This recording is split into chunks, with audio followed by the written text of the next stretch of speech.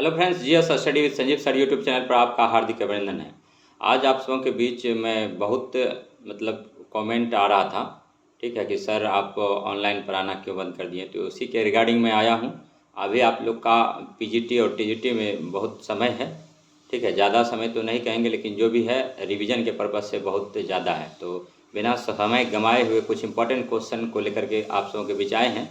तो जैसे देखिए, जीएस से 40 नंबर का क्वेश्चन आता है, तो उसी के दरमियान जैसे आपसे पूछा जाता है बंगाल विभाजन कब हुआ था। बंगाल विभाजन 1905 में हुआ था। उस टाइम भारत का वायसराय कौन था? लॉर्ड कर्जन था। तब कर्जन का कार्यकाल आपसे पूछा जाए तो 1899 से 1905 तक था। ठगी प्रथा का अंत इसी समय हुआ था। कैप्टन सिलीमन की सहायता से लॉर्ड कर्जन ने ठगी प्रथा का अंत किया था। दूसरा क्वेश्चन पूछता है फॉरवर्ड ब्लॉक की स्थापना कब हुआ था? तो 1939 में हुआ था। कौन किया था? तो सुभाष चंद्र बोस किए थे।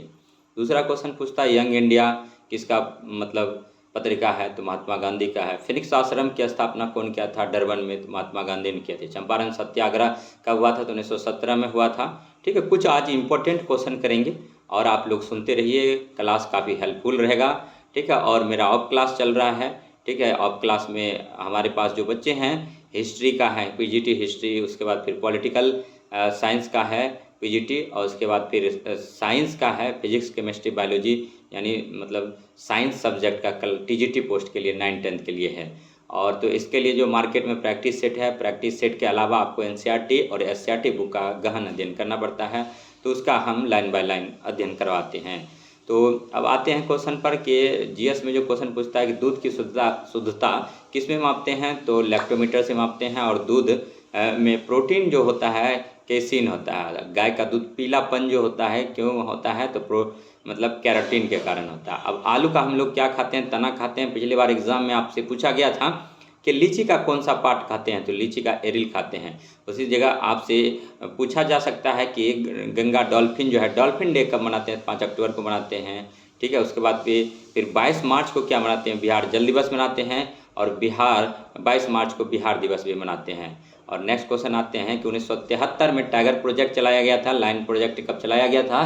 तो लाइन प्रोजेक्ट की बात करें तो 1972 में चलाया गया था। उसके बाद फिर आपको नेक्स्ट क्वेश्चन पर आते हैं, ठीक है। आज वही क्वेश्चन होगा जो कि इम्पोर्टेंट है। जैसे महानदी पर कौन सा बांध है? तो हीराकुंड डैम है। कहाँ पर है? तो उड़ीसा में है। और महानदी की सबसे छोटी नदी कौन सी है? तो महानदी की जो सबसे छोटी नदी है वो तेल नदी है, जिसका टोटल जो है लेंथ कितना है? तो 8 किलोमीटर है। याद रखिएगा। बिहार में सबसे छोटी नदी कौन सी है? अजय नदी है। बिहार की सबसे लंबी नदी कौन सी है? तो गंगा है, 445 किलोमीटर बहती है बिहार में। गंगा की सबसे बड़ी सहायक नदी कौन है? कोसी नदी है। कोसी को बिहार का अभिशाप बोला जाता है, बिहार का शोक बोला जाता है, ठीक है। और नेक्स्ट क्वेश्चन पर आते हैं कि भारत की सबसे लंबी नदी कौन है मेरे प्यारे दोस्तों?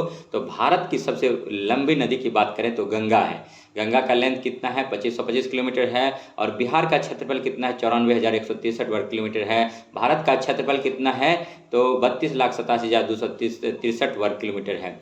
वहीं पर आपसे पूछा जाए इसके वेलोसिटी क्या होता है? 11.2 किलोमीटर पर सेकेंड होता है। वहीं पर आपसे पूछा जाएगा स्पीड ऑफ लाइट क्या होता है? 3 × 10⁸ मीटर पर सेकेंड होता है। वहीं पर आपसे पूछा जा सकता है कि कृत्रिम रूप से फलों को किससे पकाते हैं? तो एसिटिलीन गैस से पकाते हैं। और प्राकृतिक नेचुरल तरीका से जो फल पकता है उसमें क्या होता है? तो इथिलीन गैस होता है। जबकि दोनों क्या है? तो हार्मोन है। विटामिन डी को क्या बोलते हैं? तो हार्मोन्स बोलते हैं। विटामिन डी को क्या बोलते हैं? हार्मोन बोलते हैं। सन जो है, वह सन हाइड्रोजन का एक गोला है। हाइड्रोजन हमेशा वहाँ जो है हीलियम में कन्वर्ट होते रहता है। और सन में क्या होता है? तो नाभिकीय संलयन होता है। नाभिकीय संलयन पर जो आधारित है हाइड्रोजन बम है। और नाभिकीय विखंडन पर क्या है? परमाणु बम है। अगर दोनों में कंपेयर किया जाए तो नाभिकीय संलयन यानी हाइड्रोजन बम अनियंत्रित है, इस पर नियंत्रण नहीं है। हाइड्रोजन को भविष्य का ईंधन कहा जाता है। हाइड्रोजन का आविष्कार की बात करें तो कैवेंडिश ने किया था। ऑक्सीजन का कौन किया था? सिलेन प्रेस्ले ने किया था। और वायु जहाज का कौन किया था? तो राइट ब्रदर्स। वायुयान का कौन किया था? तो राइट ब्रदर्स ने किया था। वायुयान के टायर में कौन सा गैस भरा जाता है? तो वायुयान के टायर में नाइट्रोजन गैस भरा जाता है। वातावरण में सबसे ज़्यादा गैस कौन सा है? तो नाइट्रोजन है 78.08%, कार्बन डाइऑक्साइड है 0.03%। तमाम क्वेश्चन जो है अति महत्वपूर्ण है, आप सुनते जाइए और यहाँ से निसंदेह आपको क्वेश्चन देखने को मिलेगा। हमारा सेशन यहाँ पर अभी आज बहुत ज़्यादा लंबा नहीं होगा और कम शब्दों में ही हम अच्छा कराने का कोशिश करेंगे। उसी तरह से आपसे पूछेगा कि गांधी जी का गुरु का नाम क्या है, गोपाल कृष्ण गोखले। गोखले के गुरु का नाम क्या है, तो एमजी रनाडे है। ठीक है, अब आप बात आता है माई एक्सपेरिमेंट विथ ट्रूथ के लेखक कौन है, तो महात्मा गांधी है। अब देखिए 1924 बेलगांव अधिवेशन में महात्मा गांधी एकमात्र अधिवेशन भारतीय राष्ट्रीय कांग्रेस का था जिसमें अध्यक्षता की थी।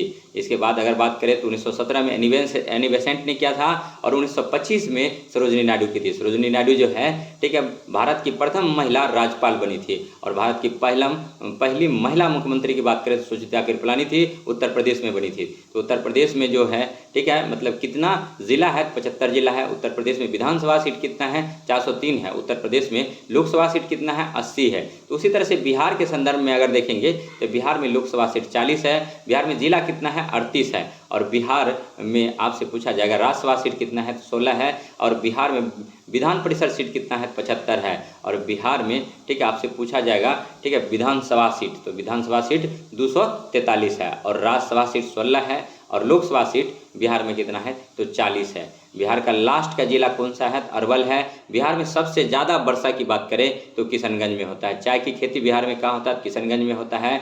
और बिहार आपको गंगा नदी बराबर 2 भागों में बांटती है, उत्तरी बिहार और दक्षिणी बिहार। जहाँ पर एक तरफ सूखा प्रभावित है तो दूसरी तरफ बाढ़ प्रभावित है। इन दोनों के लिए गवर्नमेंट की जो पॉलिसी है कोसी मेची परियोजना पर वर्क चल रहा है। ठीक है, बिहार, ठीक है, बौद्ध की धरती है, जैन की धरती है। तो बौद्ध की भाषा क्या है, तो पाली है। जैन की भाषा क्या है, तो प्राकृत है। यहीं पर पूछा जा सकता है आपसे, बिहार में पटना का गोल घर क्यों बनाया था, तो गोल घर जो बनाया गया था अनाज भंडारण के लिए बनाया था। और आप यहीं पर पूछा जाएगा पटना को पहले राजधानी कौन बनाया था, तो उदयन नाम का शासक था, उदयन।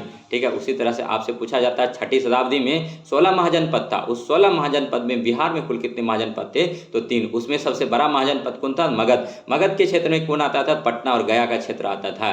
नेक्स्ट क्वेश्चन पर आते हैं, सिरसा सूर्य का मकबरा कहाँ है, तो सासाराम में। सिरसा का बचपन का नाम क्या था, फरीद खां था।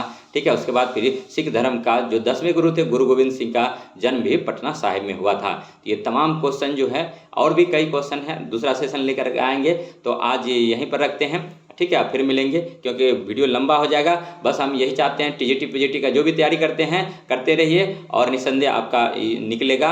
अगर 40 में से आप 22 और 28 के बीच में स्कोर कर रहे हैं तो बहुत अच्छा जीके जीएस है। उसके बाद सब्जेक्ट पर कमेंट बनाइए। सब्जेक्ट पर जो मार्केट में प्रैक्टिस सेट है उसको लगाइए। प्रैक्टिस सेट में कुछ एरर है, ठीक है, हम सभी का देख रहे हैं, हिस्ट्री, ज्योग्राफी, पॉलिटी और इकोनॉमिक्स का देख रहे हैं और साइंस का देख रहे हैं। तो गलती तो है, लेकिन रुक्मणी प्रकाशन का जो बुक है उसमें गलती नहीं है। रंजीत आईएएस में कुछ मिस्टेक है, लेकिन एक्सप्लेनेशन कुछ और है, आंसर कुछ और है। तो उसको आप बड़ी बारीकी से देखें और एससीईआरटी एनसीईआरटी का गहन अध्ययन करें। आपका निसंदेह आपका रिजल्ट होगा। तो इसी आशा और विश्वास के साथ मैं संजीव कुमार, ठीक है, आप लोग का मोटिवेटर हूं। कुछ समस्याएं हैं जिससे मैं जूझ रहा हूं, लेकिन जल्द ही उभर आऊँगा और आप सबके बीच में, ठीक है, ऑनलाइन प्लेटफॉर्म पर आऊँगा। ठीक है, तो इसलिए तब तक जो है हम कुछ स्टूडेंट को, ठीक है, ऑफलाइन ही गाइड कर रहा हूं। और नेक्स्ट में जो है अगस्त में आपकी वैकेंसी है, तो उसके लिए, और जिसका एस्टेट है तो एस्टेट के लिए प्रॉपर वे में गहन अध्ययन करें। ठीक है, उसके बाद फिर 2-3 बार रिवीजन करें। रिवीजन पर मैक्सिमम टाइम दें, आपका रिजल्ट निसंदेह होगा। इसी आशा और विश्वास के साथ मैं संजीव कुमार आप समूह से अलविदा चाहता हूं। तो मिलते हैं नेक्स्ट वीडियो में, तब तक के लिए धन्यवाद। जय हिंद, जय भारत, जय हनुमान।